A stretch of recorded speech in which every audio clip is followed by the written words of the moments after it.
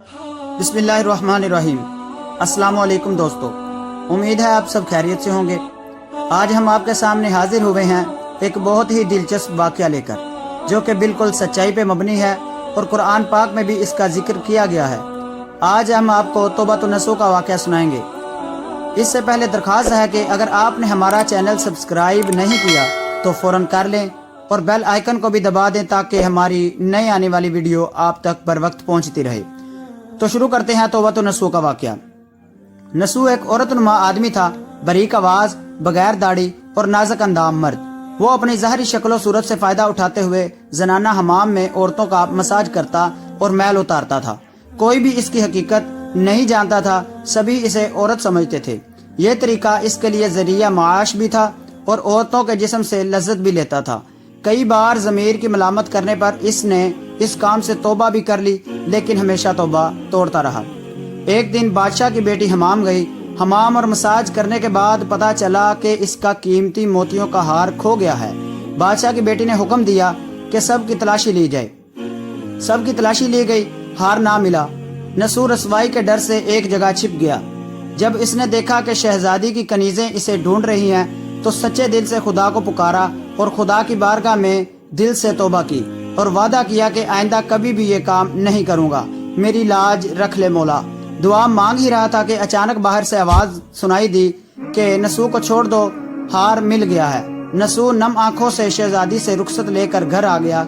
नसूह ने कुदरत का करिश्मा देख लिया था और हमेशा हमेशा के लिए इस काम से तौबा कर ली। कई दिनों से हमाम ना जाने पर एक दिन शहजादी ने बुलावा भेजा कि हमाम आकर मेरा मसाज करे, लेकिन नसूह ने बहाना बना दिया कि मेरे हाथ में दर्द है, मैं मसाज नहीं करूँगा। नसूह ने देखा कि इस शहर में रहना इसके लिए मुनासिब नहीं है। सभी औरतें इसको चाहती हैं और इसके हाथ से मसाज लेना पसंद करती हैं। जितना भी गलत तरीके से माल कमाया था सब गरीबों में बांट दिया और शहर से निकलकर कई मील दूर एक पहाड़ी पर डेरा लगा कर अल्लाह की इबादत में मशगूल हो गया। एक दिन इसकी नज़र एक भैंस पर पड़ी जो कि उसके करीब घास चर रही थी। इसने सोचा कि ये किसी चरवाहे से भागकर यहाँ आ गई है, जब तक इसका मालिक ना आ जाए तब तक मैं इसकी देखभाल कर लेता हूँ। लिहाजा इसकी देखभाल करने लगा। कुछ दिन बाद एक तजारती काफिला रास्ता बोलकर इधर आ गया, जो सारे प्यास की शिद्दत से नडाल थे। इन्होंने नसूह से पानी मांगा। नसूह ने सबको भैंस का दूध पिलाया और सबको सैराब कर दिया। काफिले वालों ने नसूह से शहर जाने का रास्ता पूछा। नसूह ने इनको आसान और नज़दीकी रास्ता दिखाया। नसूह के इखलाक से मुतासिर होकर ताजरों ने जाते हुए बहुत सारा माल बतौर तोहफा दिया। नसूह ने इन पैसों से वहाँ कुआं खुदवा दिया। आहिस्ता आहिस्ता वहाँ लोग बसने लगे और इमारतें बनने लगी। वहाँ के लोग नसूह को बड़ी इज्जत और एहतराम से देखते थे। रफ्ता रफ्ता नसूह की नेकी के चर्चे बादशाह तक जा पहुँचे। बादशाह के दिल में नसूह से मिलने का इश्तियाक पैदा हुआ। उसने नसूह को पैगाम भेजा कि बादशाह आपसे मिलना चाहते हैं, मेहरबानी करके दरबार तशरीफ ले आएं। जब नसूह को बादशाह का पैगाम मिला तो उसने मिलने से इनकार कर दिया और माजरत चाही कि मुझे बहुत सारे काम हैं, मैं नहीं आ सकता।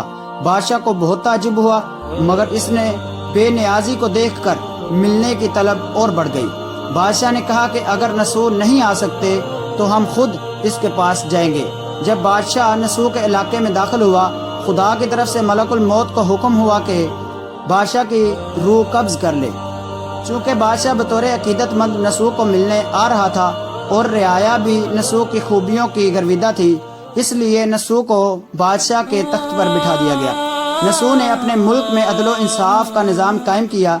वही शहजादी जिसे औरत का भेष बदल कर हाथ लगाते हुए डरता था, उसी शहजादी ने नसूह से शादी कर ली। एक दिन नसूह दरबार में बैठा लोगों की दाद रसी कर रहा था कि एक शख्स वारद हुआ और कहने लगा कि कुछ साल पहले मेरी भैंस गुम हो गई थी, बहुत ढूंढा मगर नहीं मिली, बराए मेहरबानी मेरी मदद फरमाएं। नसूह ने कहा कि तुम्हारी भैंस मेरे पास है, आज जो कुछ मेरे पास है वो तुम्हारी भैंस की वजह से है। नसूह ने हुक्म दिया कि इसके सारे माल और दौलत का आधा हिस्सा भैंस के मालिक को दे दिया जाए। और वो शख्स खुदा के हुक्म से कहने लगा, ऐ नसूह जान लो, ना मैं इंसान हूँ और ना ही वो जानवर भैंस है, बल्कि हम दो फरिश्ते हैं, तुम्हारे इम्तिहान के लिए आए थे। یہ سارا مال اور دولت تمہارے سچے دل سے توبہ کرنے کا نتیجہ ہے، یہ سب کچھ تمہیں مبارک ہو۔ وہ دونوں فرشتے نظروں سے غائب ہو گئے، اسی وجہ سے سچے دل سے توبہ کرنے کو توبہ النصوح کہتے ہیں۔ تاریخ کی کتب میں نصوح کو بنی اسرائیل کے ایک بڑے عابد کی حیثیت سے لکھا گیا ہے، اور اس کہانی سے ہمیں سبق کیا ملتا ہے؟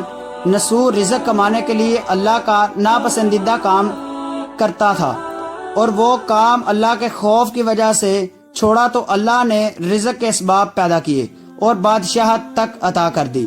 حرام طریقے سے لذت حاصل کرنا چھوڑا تو اللہ نے نکاح میں شہزادی دے دی۔ اللہ تعالیٰ سب کو توبہ کرنے اور تا دم مرگ اس توبہ پر قائم رہنے کی توفیق عطا فرمائے، آمین۔